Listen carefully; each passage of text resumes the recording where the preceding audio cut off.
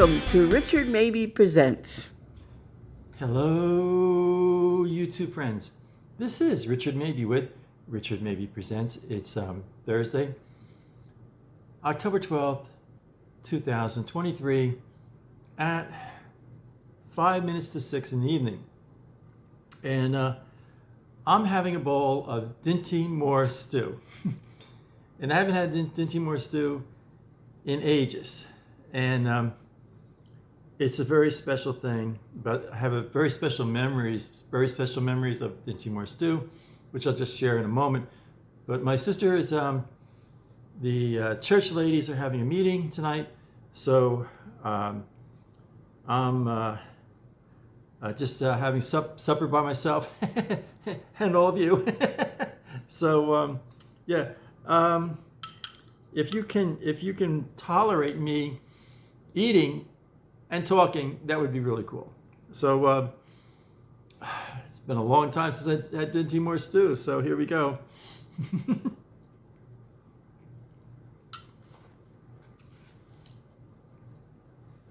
I like Dinty Moore stew. I hiked the Appalachian Trail with my dad with Boy Scout Troop 170. First as a scout, and then I became an assistant scoutmaster at Boy Scout Troop 170, helping my dad with the troop, and hiked the Appalachian Trail a number of times as an assistant scoutmaster. So altogether, must have hiked the Appalachian Trail. I've never hiked it from Maine to Georgia, but segments of it over the decades. I guess I've hiked the Appalachian Trail at least a dozen times. And one of the meals, it seems funny to eat on camera. It's still good. So one of the like sometimes we would go for a week. We would go from Saturday, like my dad would get a week off from work. During the summer, we'd go from Saturday to Saturday and not hike the entire Appalachian Trail, but we would hike a big, a big section of it, and you had to pace yourself because Dad was of the philosophy to allow the new scouts and the tenderfoot scouts to go on the hike. He never wanted to slam the door on scouts for an activity. Now, some Boy Scout troops said only the older boys that were 13 and older would be allowed to go in there. But Dad felt, hey, come on, So it seems funny to eat on camera. One time, we were hiking the Appalachian Trail. It was after lunch. I don't know why I remember. I was about, I was in 8th grade. I was about 13. It was summertime. And, well, I had just finished the 8th grade.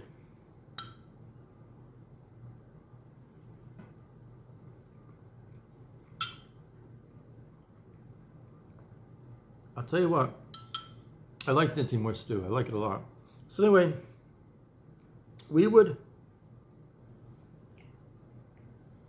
this was in the summer of 1967. So it was the kind of like the heyday of the baby boomers. So we had about at least 30 scouts, maybe 40 scouts hiking the Appalachian Trail altogether. And from 11 years old to 17, and my dad had, I think my dad had only one assistant scoutmaster with him, Jack Floyd. So anyway, we're hiking the Appalachian Trail. And one of the scouts said, there's a rattlesnake. And it was right there. It was right by the scout. I mean, it was like just a little tiny bit off the trail, maybe a foot off the trail, resting on this flat rock. I think it was Pennsylvania, because Pennsylvania has a lot of rocks. So, I tell you, I really like Dinty Moore stew. I don't know why I have it more often. I don't know.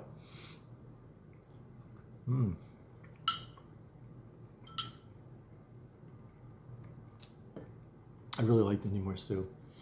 So anyway, Bob V, I won't give his last name, just first, the initial of his. If you know who Bob is, by saying Bob V, you'll know who he is. So he had a knife with a sheath. The knife was like about this big. Now I know, that's again, but it was 1967, and it was a different era. You know what I mean? It was a different time, and he always kept it in the sheath. He pulls out that knife. He's got one chance. He's got one chance. Timing is everything. I saw it with my own eyes. He pulls out that quiet, like with the grace. Like if you're gonna make a movie and say a Native American, like maybe like Daniel Boone or Davy Crockett, or a Native American in the woods, Last of the Mohicans, something like that. He pulls out that knife. And everyone's quiet. And there's about 40 scouts all around. Some are close, some are far away. Takes that knife high in the air. And that rattlesnake's curled up, looking at him. And one swoop, chops the head off. Well, Bob V joined the United States Army during the, I think it was like that fall. Was 68 or 69? Was 67 or 68? I forget. Well, he joined the United States Army. And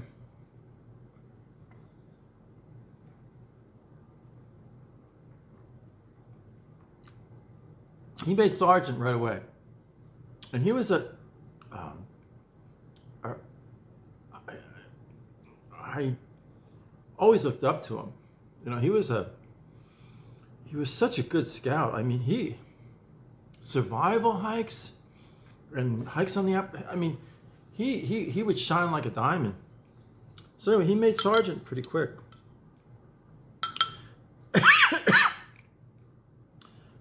And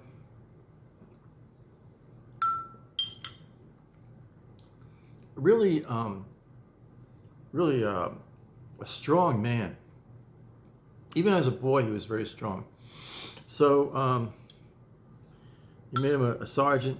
Now, I don't know how these things go, or if I'm using the right terms, but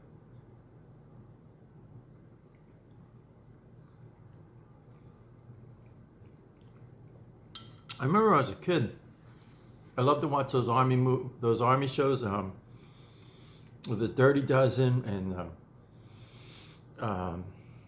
the Rat Patrol and Combat. So they always had I guess you'd call it a platoon of about maybe 8 or 9 men. I love that show Combat. You never see it in syndication anymore in reruns. And there was another show called the Rat Patrol. I like that one a lot too. This is all in the 60s, So anyway, and then most of them, they used World War II, the European theater, as their backdrop, So anyway, potatoes, carrots, I'll tell you, you can't beat this anymore, stew.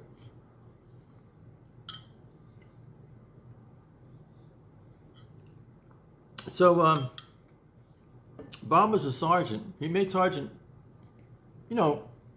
really respectfully quick. So he's a sharp guy. He was good at compass and knot tying and pioneering. He was a real outdoorsman. So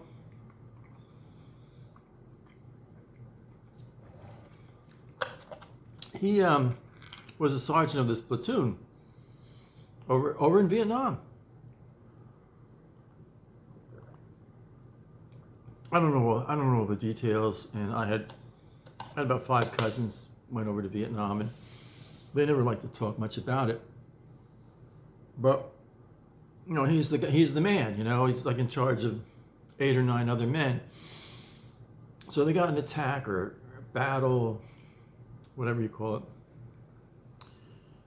and you know, he was like a real life, like John Wayne or what's that Sylvester Stallone guy, you know, and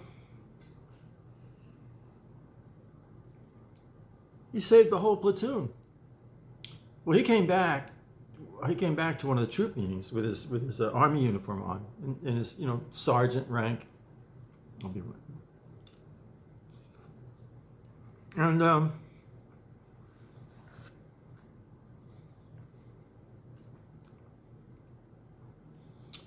most of the when I was about 68, 60, most of the scout leaders, including my dad, were World War II veterans, and they were kind of like, and I mean, I'm just. They were as a Tom Brokaw said, you know, the greatest generation ever. They're pretty tough guys, you know. Well, at the beginning of the meeting, everybody falls in. We salute the flag. We scout oath, scout law, you know. So anyway, Dad says, I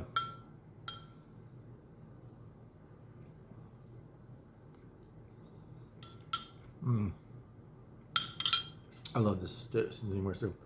So Dad says, Sergeant V, I won't say his last name. Sergeant V, you want to say a few words to the scouts?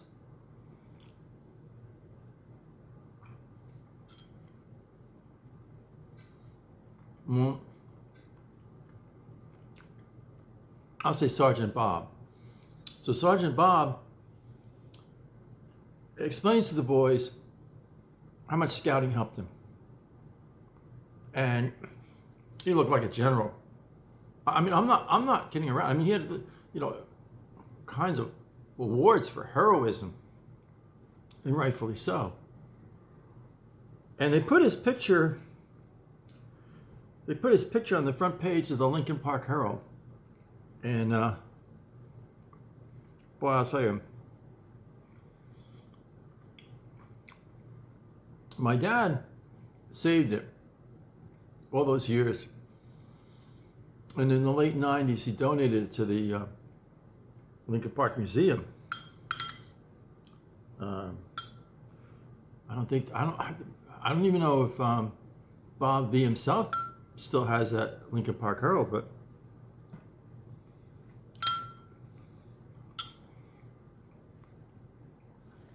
he was like a celebrity in town, you know, like, I'm serious. He was like, boy, people really respected him, you know. So when he served 4 years in the Army, got an honorable discharge, and he came back to the scout troop, and he served as an assistant scoutmaster for quite a few years. Not heck of a nice guy. But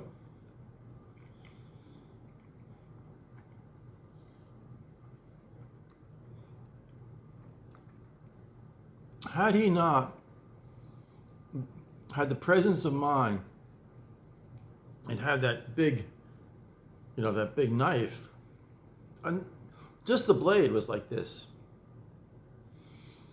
and had the courage. I mean, he was looking that rattlesnake right in the eye. I'm telling you, someone might have got bit by that rattlesnake. So essentially, you know, play the odds. Say there's 40, but I had a 1 in 40 chance at getting, you know, bit by a rattlesnake. The Florida lottery doesn't give you odds like that, you know. So, but getting back to the Appalachian Trail, everything's on your back. Everything. Your poncho, your food, your personal needs, your personal things, your toothbrush and soap and everything like that. I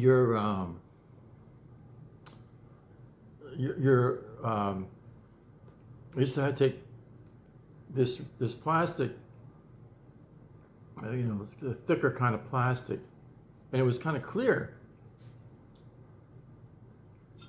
And I'd go and use that.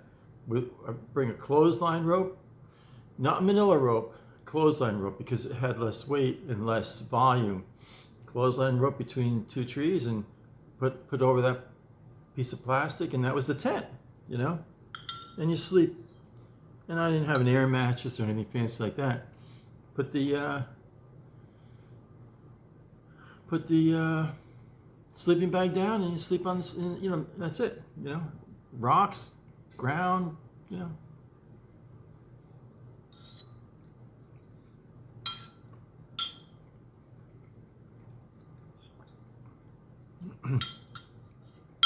Lately, scouting gets a bad rap. And I understand, we never had any problems in 170.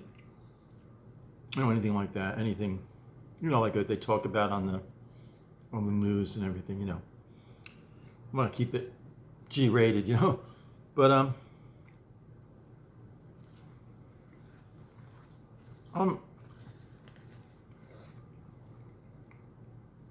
I think that I love these. We got these little plates. I have had my little dinner roll on this plate. We got this when we did this series of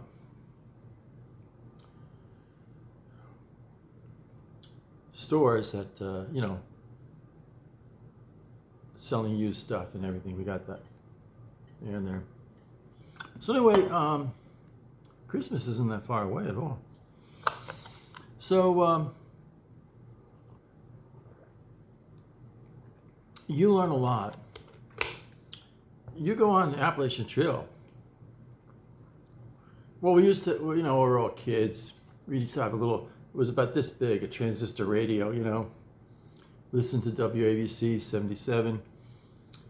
Cousin Brucey and Dan, there's a Herb Oscar Anderson, and I think it was Dan Morrow and all that. But anyway, and they play all the hits, But rock and roll, pop, a little country music, a little folk music, that kind of thing.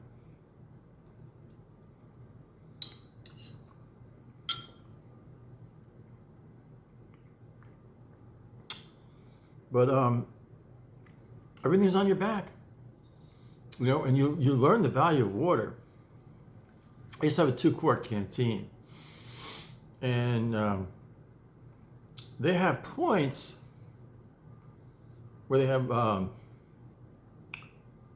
lean-tos, and they have, either a running stream or the water, you can get a chance to go, but they're far and few between as far as that goes. Oh, I love this Dinty Moore stew, I'll tell you. Yeah.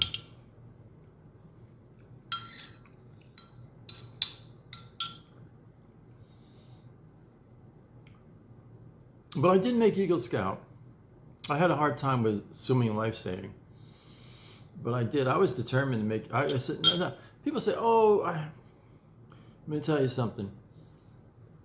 Every time I hit a blockade, I knocked it down, went around it, went underneath it. I had like bulldog determination to be an Eagle Scout. When I went for my swimming merit badge, they had a place in Boonton Township, and I had gone the whole summer with the course and for the swimming merit badge. And at the end, the counselor said, "Yeah," he says, "No maybes about it. You'll never get the swimming merit badge." And I had kind of confided in the. I thought he was a decent kind of guy. He was a scout leader. And he says, "You'll never make Eagle Scout." Well,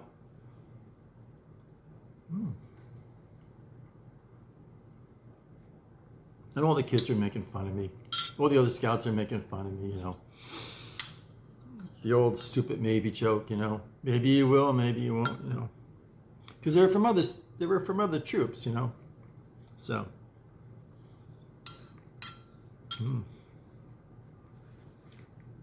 There's nothing like the Jim Morris stew, I'll tell you right now. So anyway, I went home and had a good cry. I was in my room. My dad says, you got to stop feeling sorry for yourself. You got to come up with a new plan.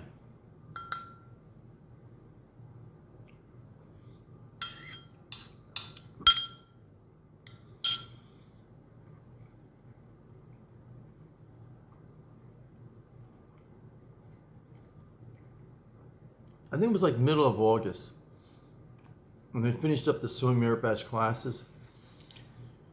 So I was sitting at my desk in my bedroom. My dad comes over. He's sitting at the end of my bed by my desk, and he says, "Richie." Oh, I love this Dinty Moore stew, I'll tell you. He says,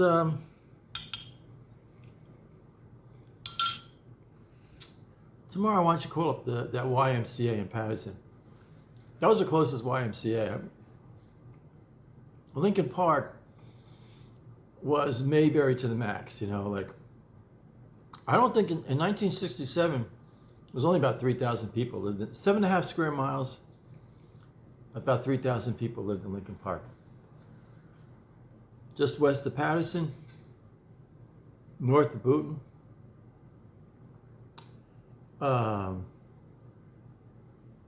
And south of Kinnelon. So I called up the Patterson YMCA. Well, there's this and that and this and that, and you got to join the YMCA and this and that and this and that and this and that. I got this Wendy's cup. Ever notice that the necklace here says "Mom"? So, the young woman who used to do the Wendy's commercial, quote, was Wendy with the beautiful red hair. She's now the same young woman that does the Monopoly. You play Monopoly on your phone. It's the same woman, same actress that's doing the Monopoly game ads. So anyway, I call up the YMCA next day. Well, they said, you got to join the YMCA and this and that and this and that and this and that. So I asked Mom, drive me down to the YMCA. And my mom wasn't. Patterson's a pretty big city. And my mom my mom really didn't want to go to Patterson. She didn't like driving in Patterson. But she did. So we found the YMCA. The next morning we went down there. And I was about 13. No, yeah, I was about 13. Yeah. So anyway, my sister was young. We go down there, and I go in and everything like that, and join the YMCA. And they said, "Well, you're gonna have to take the swimming lessons. We don't have merit badge counselors here." But I said, "Well, I'd like to take the swimming lessons, the swimming classes. It'll help me out." So it started out with Saturday morning. And then Saturday morning, I know it started at 9 o'clock or something. Well, I got there about 8:30. And then I waited and waited. in the by the pool there.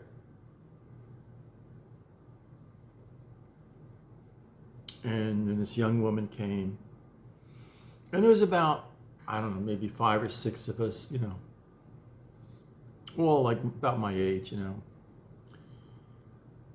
And oh my goodness, I fell in love with this girl right away. It was like love at first sight. And she was at that point, the school wasn't called William Patterson University. It was called Patterson State Teachers College. And she was a sophomore. She had finished her sophomore year at Patterson State College. So I was just finished. So 4 years of high school. So I was just finished 8th grade. So 4 years of high school and 2 years of college that she had. So she was 6 years older than me. So she was about 19. I think if I'm 99.9% sure her name was Lisa. I fell in love with her. I just fell in love with her. Oh my goodness. I mean, if it had been like some old guy, kind of, crabby, a little bit tough and mean-spirited, I may not have stayed on with the course. So, oh, what an angel. Oh my goodness, what an angel. And she helped me a lot. And she used to do this thing where help you float, and she would hold my back, the middle of my back, so I would get accustomed, lose my fear of water. She'd hold me like this. Oh, I was in heaven. So she said, well, so then we come back next Saturday, and I got the courage to say, I think I need extra work. So I really want to be a good swimmer. I want to pass this swimming merit badge and life saving. I extra work. She said, well, I'm here Tuesdays and Thursdays. So, yeah, she was a lifeguard or something there. So every Tuesday and Thursday, I get Mom to drive me down to the Patterson YMCA, and it kept going. It was an indoor pool. So here I'm starting high school, and man, I couldn't get any better. And interesting thing, she saw something in me, I was this shy, kind of nerdy kid, and she saw something in me, like this bulldog determination that I had. It kind of, she saw something like a good quality in me, and I was just totally infatuated with her. So anyway, she she worked with me, and I convinced her to sign up for swimming merit badge counselor and life-saving counselor, and she passed me on it. And then because Patterson is in Passaic County and Lincoln Park's in Morris County, the council gave me a hard time. So she had signed up with the Passaic County, but it was crazy because the YMCA was in Patterson, but then I found out I think she lived in Pequannock. She lived in Pequannock, so it was Morris County where she lived. So she signed up. What a wonderful person she was. She signed up in the Morris County Council, and I got my swimming. It took me 3 years, but kind of milked it a little bit, you know what I mean? So that's just having Dinty Moore stew here, reminiscing little moments in my youth, and I'm 70 years old, I'm looking back at my life, so it's kind of nice. Um, oh, it's tough getting old, you know. I often think about that young woman, the swimming teacher at the Patterson YMCA. I wonder if she's even alive now. You know, she was 60. So I'm 70. She was 6 years old. She'd be 76 now. You know, life is funny. So at any rate, like Barney Fife says, keep a good thought. So I'm going to close. So stay happy, stay positive, stay healthy. This is Richard Mabey, signing off.